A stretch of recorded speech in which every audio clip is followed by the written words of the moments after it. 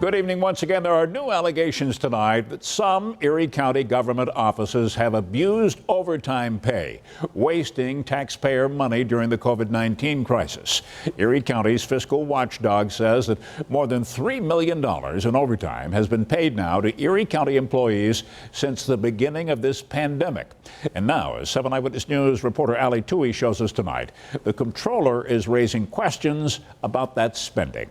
Just because they can make overtime doesn't mean that they should. But that's exactly what happened for some Erie County employees, according to Erie County Comptroller Stefan Mychajliw. It's detailed in this 41-page report on COVID-19 related overtime countywide. He says the Erie County Executive and the Sheriff's Office are the two offices that racked up the most overtime in an 18-week period. The Poloncarz administration abused federal funds to allow highly paid political appointees to boost overtime and publicly pad their pensions. Like Mychajliw, he makes a little more than $120,000 a year as an Erie County Medicaid Inspector General. According to Mychajliw, Zucala collected an additional $4,032.29 in overtime to be a contact tracer and answer the phones for the county's COVID-19 information hotline. But he lied. Erie County Executive Mark Poloncarz says he hasn't seen the overtime report, but he's defending Zucala's OT. Michael Zucala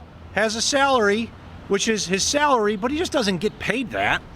If he doesn't work the hours, he doesn't get paid it. Mychajliw is also critical of the Sheriff's Office led by fellow Republican Timothy Howard. According to his report, the Sheriff's Office billed taxpayers nearly $1.5 million in overtime pay related to COVID-19. Those costs included the Sheriff's Office paying overtime to deliver for Meals on Wheels during the pandemic, work normally done by volunteers. I think the question remains, was some of this overtime related to riots, or was it related to COVID?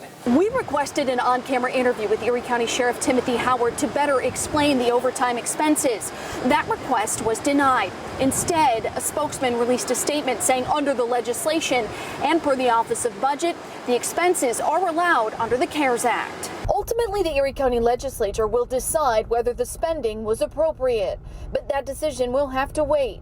A committee meeting scheduled for Thursday has been put on hold. According to Erie County Chair April Baskin, no one from the Sheriff's Office will be available to answer questions. In Buffalo, Mychajliw, 7 Eyewitness News.